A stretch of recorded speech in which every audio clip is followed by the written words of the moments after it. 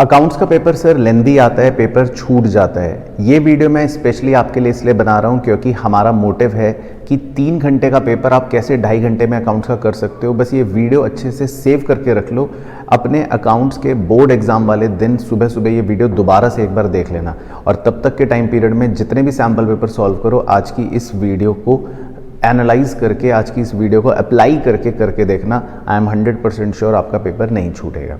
देखो, जब आपका पेपर आता है तो पूरा आपको टाइम वाइज बताता हूँ क्या रहने वाला है। 15 मिनट आपको सबसे पहले तो रीडिंग टाइम का मिलता है और उसके बाद आपको पूरे एग्जैक्ट 3 घंटे मिलते हैं। तो कैसे क्रूशल है वो आपका पूरा 3.25 घंटा स्टार्टिंग से समझाता हूँ। सबसे पहले बात करता हूँ देखो रीडिंग टाइम की। जब आपको एक्चुअल में पेपर मिलेगा और 15 मिनट आप सिर्फ रीड करोगे और कुछ लिख नहीं सकते, तो बेस्ट यूटिलाइजेशन क्या है रीडिंग टाइम का वो आपको बताता हूँ। सिर्फ रीडिंग टाइम में आपको 2 काम करने हैं। अब क्या, ध्यान से सुनना। देखो, रीडिंग टाइम में आपको कुछ नहीं करना। सबसे पहले आपको जो MCQ क्वेश्चन होते हैं, मेन क्वेश्चन आपके MCQ होते हैं 1 से लेकर 16 तक, राइट। अब ये जितने MCQ क्वेश्चन हैं आपको सबको बस इनको फटाफट गो थ्रू करना है, बस देखना है। अब इनमें से इन 16 MCQ क्वेश्चन में से जो पार्ट ए में होते हैं, लगभग 8 क्वेश्चंस या 9 क्वेश्चंस ऐसे होते हैं जो डायरेक्ट थ्योरी वाले होते हैं। मतलब जैसे आप क्वेश्चन पढ़ोगे तो पढ़ते ही ओरली ही दिमाग में शायद आपको आंसर आ जाए या ऑप्शन देख के आपको क्लिक कर जाएगा कि हाँ ये ऑप्शन इसका सही लग रहा है। हाँ, बचे हुए 7-8 क्वेश्चन जनरली ऐसे होते हैं जिनमें थोड़ी सी आपको कुछ कैलकुलेशन करनी पड़ती है। मान लो कुछ रेशो वेशो निकलवा लिया, कैपिटल रिजर्व पूछ लिया या कोई और कैलकुलेशन करवा ली जो आप देखकर सॉल्व नहीं कर सकते दिमाग में, जिसको पता है आपको कि यार ये तो लिख कर ही करूँगा तभी हो पाएगा। बट इसका एडवांटेज देखना, आपने शुरू में जब MCQ पढ़ा और जो थ्योरी क्वेश्चन हैं तो कम से कम आपके 8 या 9 नंबर जो हैं थ्योरी क्वेश्चन वाले MCQ के, वो रीडिंग टाइम में लॉक हो गए। आपके दिमाग में पता लग गया चलो यार ये तो मेरे को आता है, ये मैं कर लूँगा फटाफट से, है ना। और दूसरा जो काम आपको करना है रीडिंग टाइम में, लगभग इसमें आपके लगेंगे 10 मिनट के आसपास। फिर बचे हुए 5 मिनट जो रीडिंग टाइम का है वो आपको देना है। सबसे इंपॉर्टेंट काम है कि आपके कुछ क्वेश्चन में चॉइसेस होती है। जैसे आपका क्वेश्चन नंबर 26 या क्वेश्चन नंबर 25 कि कंपनी अकाउंट्स का बड़ा 6 नंबर का क्वेश्चन है तो उसमें 2 चॉइसेस हैं, या पार्टनरशिप का बड़ा 6 नंबर का क्वेश्चन है उसमें 2 चॉइसेस हैं, एक एडमिशन का है, एक रिटायरमेंट का है। तो आपको सिंपल क्या करना है, वो दोनों चॉइसेस वाले क्वेश्चंस पढ़कर चॉइसेस में से कौन सा क्वेश्चन नहीं करना या कौन सा क्वेश्चन करना है ये डिसीजन लेना है। क्योंकि जब मेन 3 घंटा शुरू होता है तो मुझे पता है बच्चों का मैक्सिमम टाइम वेस्ट कैसे होता है। वो एक क्वेश्चन पढ़ते हैं, फिर उसका चॉइस का दूसरा पढ़ते हैं, फिर सोचते हैं यार ये तो दोनों में से कौन सा इजी है वो कर लेता हूँ। तो उस समय टाइम वेस्ट क्यों करना, जो मेन 3 घंटे का टाइम है 2-2 क्वेश्चन पढ़ के। ये डिसीजन पहली रीडिंग टाइम में लेकर रख लो कि मैं कौन सा क्वेश्चन करने वाला हूँ कौन सा नहीं, ताकि जब मेन 3 घंटा शुरू होगा तो मुझे पता होगा ये वाला करना है। तो रीडिंग टाइम का 15 मिनट का बेस्ट यूटिलाइजेशन है, अपने 7-8 नंबर लॉक कर लो MCQ वाले, इजी वाले MCQ, और अपने चॉइसेस को एलिमिनेट करके डिसीजन मेकिंग का टाइम सेव कर लो। तो ये अपने 15 मिनट का रीडिंग टाइम का बेस्ट यूटिलाइजेशन हो गया, ठीक है। अब आता हूँ जो आपका मेन 3 घंटे का समय रहने वाला है। इस पोर्शन ऑफ द वीडियो को बड़े ध्यान से सुनना, चाहे आप इसको नोट कर लो और हर सैम्पल पेपर में अप्लाई करके इसको ज़रूर देखना। मैं आपको बताता हूँ कैसे आपका आधा घंटा बचेगा भी और कैसे आप पेपर जल्दी कर लोगे। देखो, 3 घंटे का मतलब हो गया आपके पास है 180 घंटा। अब बड़े ध्यान से समझना, आपका जो सबसे पहले पार्ट बी होता है, अगर मैं उसका एक नेचर आपको बताऊं, पार्ट बी जो है उसमें आपका एक क्वेश्चन होता है कैश फ्लो का 6 नंबर का, बाकी अपना 4 नंबर 3 नंबर और कुछ MCQ होते हैं। तो कुल मिलाकर ये जो पार्ट बी है आपका 20 मार्क्स का होता है। अब हम क्या कर सकते हैं, अगर मैं इसको थोड़ा सा समझूं, जो कैश फ्लो का क्वेश्चन होता है वो 6 नंबर का होता है। अगर आप सबसे पहले, फॉर एग्जांपल, सबसे पहले आप कैश फ्लो के क्वेश्चन से स्टार्ट करो जो 6 नंबर का है, उस समय एनर्जी हाई रहती है। तो जैसे ही पहला क्वेश्चन करोगे आप एनर्जी से 6 नंबर का एक क्वेश्चन कर सकते हो। अब अगर कैश फ्लो का क्वेश्चन थोड़ा सा भी आपको ईजी लगता है या ईजी आया तो आप उसको जल्दी कर पाओगे, आप वो क्वेश्चन 10 मिनट के अंदर कर लेते हो। अब अगर आपने 10 मिनट में कैश फ्लो का क्वेश्चन कर लिया तो बाकी जो भी रिमेनिंग क्वेश्चन है, चाहे रेशो का है, चाहे कंपैरेटिव का है, कुछ MCQ हैं, वो आपके फटाफट से हो जाएंगे, ज़्यादा टाइम नहीं लगेगा। मतलब अगर मैं आपको टोटलिटी में बताऊं तो पार्ट बी जो है उसको करने में मैक्सिमम वैसे आपको आइडियली 40 मिनट्स लगने चाहिए, 40 मिनट। लेकिन अगर आपने कैश फ्लो का क्वेश्चन पहले शुरू करा और वो जल्दी खत्म हो गया तो बाकी क्वेश्चन भी आप कई बार कर लेते हो।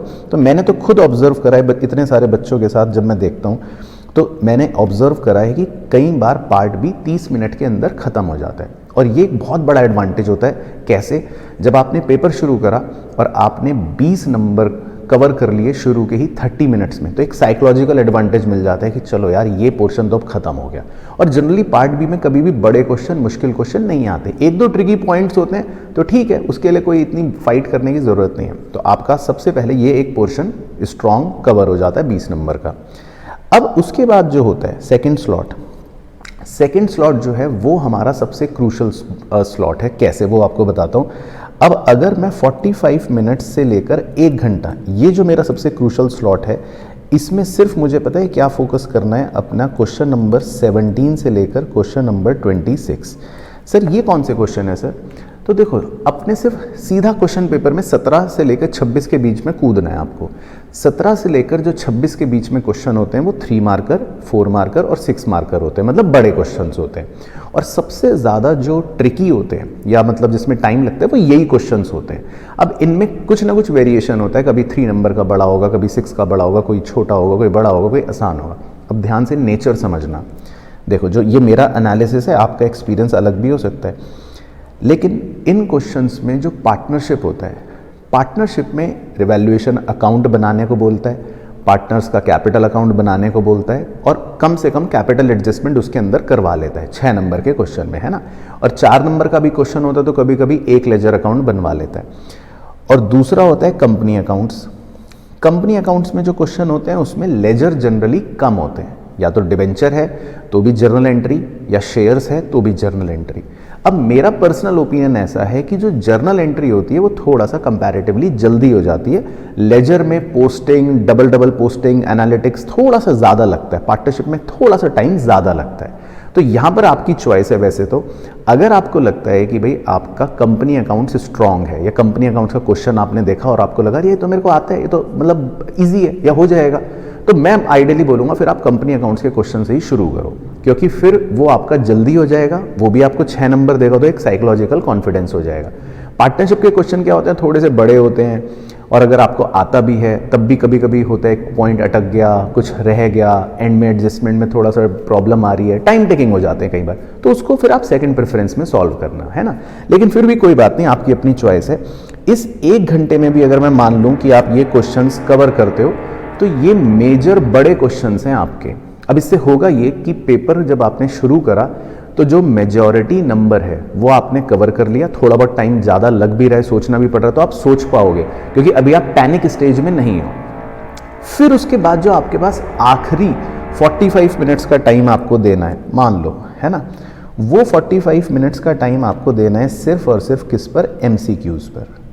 क्योंकि देखो, MCQ का फ़ायदा क्या होगा, अगर आप ध्यान से पूरी मेरी बात सुन रहे हो, आपने 16 MCQ जो थे पार्ट ए के, उसमें से 7-8 MCQ तो ऐसे होते हैं जो डायरेक्ट मन में कर लिए थे, थ्योरी वाले, है ना, तो वो फटाफट आप सॉल्व कर पाओगे। अब आपको टाइम लगेगा इन वाले MCQ में, जो जनरली थोड़ा सा सॉल्विंग वाले होते हैं, तो अगर इनमें 2-2 मिनट भी लगे, मैं कह रहा हूँ, है ना, 3-3 मिनट भी लगे 7-8 क्वेश्चन में, तब भी 20 मिनट में आप कर लोगे। तो 45 मिनट ये MCQ सॉल्व करने के लिए आपके पास बहुत ज़्यादा सफिशिएंट है, मतलब इसमें कोई भी दिक्कत नहीं है, इनफैक्ट ये जल्दी ही हो जाएंगे, राइट। अब आप देखो, एक आइडियली अगर आप इस स्ट्रेटेजी को फॉलो करते हो तो आपका इसमें सबसे अच्छा फ़ायदा ये है, अगर हम वर्स्ट केस लें, पेपर छूट भी रहा होगा और आप एंड में पैनिक मोड पे भी होंगे, तो पता है कौन से क्वेश्चंस छूटेंगे आपके? MCQ वाले। मान लो 2 क्वेश्चन भी छूट गए, 3 क्वेश्चन भी छूट गए, तो क्या दिक्कत है, 3 नंबर ही तो कटे। लेकिन अगर आप लास्ट में बड़े क्वेश्चनों को लेके जाते हो और लास्ट में पैनिक मोड ऑन होता है और पेपर छूटना शुरू होता है, तो सीधा एक क्वेश्चन मतलब 6 नंबर गया या 4 नंबर गया, वो गलती नहीं करनी है ना। और रीडिंग टाइम में पहले से ही हमने चॉइसेस एलिमिनेट कर ली, तो टाइम का बिल्कुल भी यूटिलाइजेशन मतलब बीच में किल नहीं होगा। अब इस पूरे मॉडल को आप फिट करके देखो एक बार जल्दी से, अगर आपको बताऊं, अगर आपने 30 मिनट्स में पार्ट बी कर लिया फॉर एग्जांपल, है ना, जो अच्छा स्पीड में मानता हूं, 45 मिनट्स में या 1 घंटे में, 1 घंटा भी ले लो, चलो आप 1 घंटे में भी आपने ये कर लिया, अपना जो सेकंड स्लॉट मैंने बताया बड़े क्वेश्चनों वाला, 1 घंटा भी ले लो तो 1.5 घंटा हो गया। और उसके बाद 45 मिनट्स में मान लो आपने बचे हुए MCQ भी कर लिए, तो कितना घंटा हो गया, 2.25 घंटे हो गए। और 15 मिनट भी मैं मान रहा हूँ कि चलो ठीक है आपको एक्स्ट्रा लग गया, ये है वो है करके, तब भी आपके पास मतलब 30 मिनट्स बच जाएंगे जिसमें आप रिवीजन कर सकते हो। कोई भी क्वेश्चन बीच में अगर छोड़ रखा है तो एंड में उसको टाइम दे सकते हो। लेकिन आपने एटलीस्ट अपनी प्लेसमेंट सही कर ली कि रीडिंग टाइम में क्या करना है, देन अगले स्लॉट में क्या करना है, अगले स्लॉट में क्या करना है और अगले स्लॉट में क्या करना है। अब यहाँ पर एक प्रो टिप दे देता हूँ। अब जब आप प्रैक्टिस कर रहे हो अभी इस फेज में, अभी कुछ दिन बचे हैं एग्जाम से पहले, तो आप अपने इन स्लॉट्स के टाइमिंग नोट करना शुरू कर सकते हो। लेट्स से अभी इस वीडियो के बाद एक पार्ट भी सॉल्व करो, कोई भी सैम्पल पेपर उठाओ और उसका सिर्फ फटाफट से एक बार पार्ट भी सॉल्व करके देखो, खाली खाली, है ना। आज कल परसों 3 दिन लगातार 5-6 सैम्पल पेपर के पार्ट भी सॉल्व करके देखो और देखो उसमें कितना टाइम लग रहा है। क्या पूरा पार्ट भी 40 मिनट में कर पा रहे हो? फिर थोड़ा सा उसको बीट करो, उसको 35 मिनट्स में फटाफट करने की कोशिश करो। तो जैसे ही अब अगर आप पार्ट बी को 30 मिनट में करना शुरू कर दोगे ना, तो मतलब ये इतना बड़ा आपका एडवांटेज बन जाएगा कि 30 मिनट में 20 नंबर आपके पक्के हो रहे हैं। तो इस तरह से स्लॉट वाइज करके प्रैक्टिस कर सकते हो। फिर ऐसे ही एक दिन सैंपल पेपर पकड़ो और 16 एमसीक्यू करके देखो कि यार एमसीक्यू में कितना टाइम लग रहा है। 1 से लेकर 16 एमसीक्यू करने कितना टाइम लग रहा है, 40 मिनट्स, 35 मिनट्स, ऐसे बीट करो, है ना। तो इस तरह से स्लॉट वाइज प्रैक्टिस करके देखो और अपना एक स्ट्रक्चर बना लो कि मुझे पेपर को ऐसे सॉल्व करना है स्लॉट वाइज। इसमें शफलिंग अपने हिसाब से कर सकते हो। मान लो आपको लग रहा है कि मेरा वो स्लॉट स्ट्रांग है, बड़े क्वेश्चन, तो पहले वो कर लो।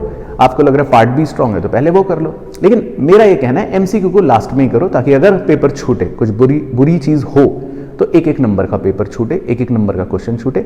और रीडिंग टाइम में आप अपनी चॉइसेस को पहले ही एलिमिनेट करके रख लेना, ठीक है ना। चलो, तो ये मेरी तरफ से इस वीडियो में था। आई होप पसंद आया होगा, अच्छा लगा होगा। बाकी नेक्स्ट वीडियो में मुलाकात करूंगा आपसे, और तब तक इस स्ट्रेटेजी को फॉलो करना। मुझे बताना, कमेंट के अंदर ज़रूर बताना कि ये स्ट्रेटेजी आपको कैसी लगी। बाकी टाइम मैनेजमेंट में कोई भी प्रॉब्लम आपको नहीं आएगी, for sure. All the best.